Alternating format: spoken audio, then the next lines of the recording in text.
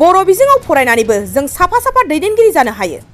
बर' बिजोङाव फरायनानैबो गेदेर गेदेर साख्रिखौ लानो हायो।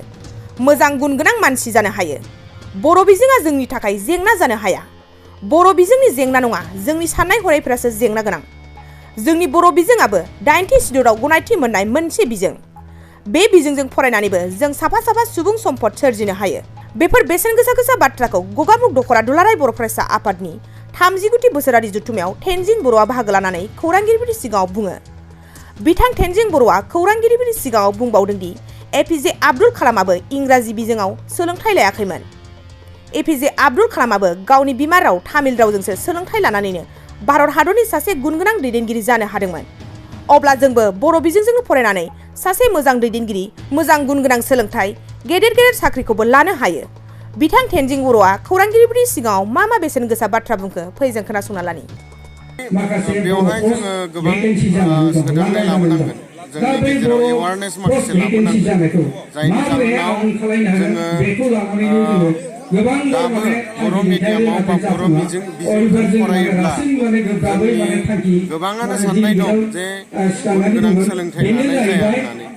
नाथाय बे जि साननाय, जि सान्थौ, बे सान्थौआ एक्सुवेलि जोंनि बर' सुबुंफोरनियाव बा जोंनि बर' बिमा बिफाफोरनियाव बेयो बिदिन्थि हिसाबै जोङो नायनो रोङाखै।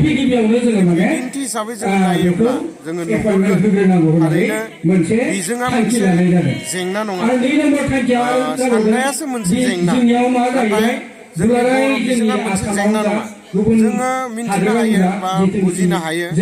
जोंनि गोबां जोंनि बर' फरायसा आफादनि दैदेनगिरि, मानाव गेदेर दैदेनगिरि गोरों-गोरा बिथांमोना बुङो जे बिजोङा मोनसे जेंना नङा। जेंनाया जाबाय जोंनि साननाय हनायफोरासो। दा जोङो बिदिन्थि हिसाबै नुनो मोनो जोंनि जाय एपिजे आब्दुल कालाम, मानाव गेदेर बिथांखौ जोङो बिदिन्थि होनो हायो। बिथाङाबो तामिल रावजोंसो फरायनाय। बिथाङा इंराजि रावजों गुदि सोलोंथाइखौ लायाखैमोन। अब्ला जोंनि बर' बिजोङाबो 9थि सिड्युलाव मोननाय मोनसे बिजों। दा बे बिजोंजों फरायनानै जोंबो सासे सुबुं सम्पद एबा फुंखा सुबुं जानो हायो। दा बैखौ जोङो लानो हायाखै। जोंनि बिमा-बिफा, जोंनि गामियाव थानाय दिथागिरि बिमा-बिफाफोरनो बै समावनो माखासे रोंनाय सुबुंफोरा बै जि बाथ्रा जे बर' बिजोंजों सोलोंथाइ लायोब्ला जाफुंसार सुबुं जानो हाया, बै बाथ्राखौ जोंनि मेलेमाव सोनानै दोनदों। आरो बेनो दोरोङारि बायदियै मोनसे सोलिबोनाय दाहारजों फैनानै दाबो बेखौनो गोबां मानसिया बुंनो नागिरो। नाथाय दिनै जोङो सोलोंथाइ गोनां जुगाव जोंनि बिमा रावखौ मिथिनो हानाय, गावनि बिमा रावजोंनो गोजौ सोलोंथाइ लानो हानाय, गावनि बिमा राव फरायनानैनो सासे सुबुं सम्पद जानो हानाय नैबे समाव जोङो जोंनि जायफोरा सोलोंथाइ लागासिनो दङ बुहुम फरायसालियाव, जौमा फरायसालियाव, बे फरायसुला फरायसुलिफोरखौ लानानैनो बै आगोलनि जि बाथ्रामोन बे बाथ्राखौ जोङो खनथन खालामनांगोन, दानगारनांगोन। आरो जोंनि आथिखालाव जेरै नैबे सोलिफु बोसोराव जेरै APSCआव जोंनि जि प्रिलिम्स एग्जाम, बे प्रिलिम्स एग्जाम आरो मेइन्स एग्जामखौ लानानै बर' बिजों फरायनानैनो 47 जन फरायसुला फरायसुलिया जे मेइन्सखौ उथ्रिनो हानाय जादों बर' बिजों फरायनानै।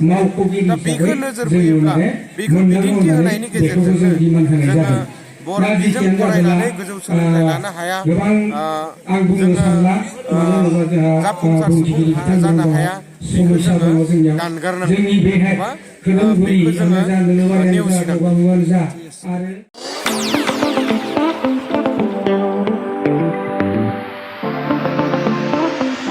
सानाय सुनाय बेरामनि जेंनायाव गोग्लैना थानायफोरनि थाखाय गोजोनथाव खौरां। गावनि देहानि सानाय सुनायखौ लानानै दुखुआव थानो गोनां गैला। जुदि नोंथाङा सानाय सुनाय दंब्ला जिंगासिनांगौनि गोनांथि गैया। नंगौ, चिरां जिल्लानि बेंटल गेट चापागुरियाव थानाय SI निउर' थेरापि सेन्टाराव नोंथाङा गोरलैयैनो देहानि सानाय सुनायखौ फाहामथाय लानो हागोन। बे सेन्टाराव सिं सानाय, आफादावरि सानाय, मोदोम जरा सानाय, आइजोफोरनि जेंना, खर' सानाय बायदि बायदि रोखोमनि बेरामखौ फाहामथाय होनाय जायो।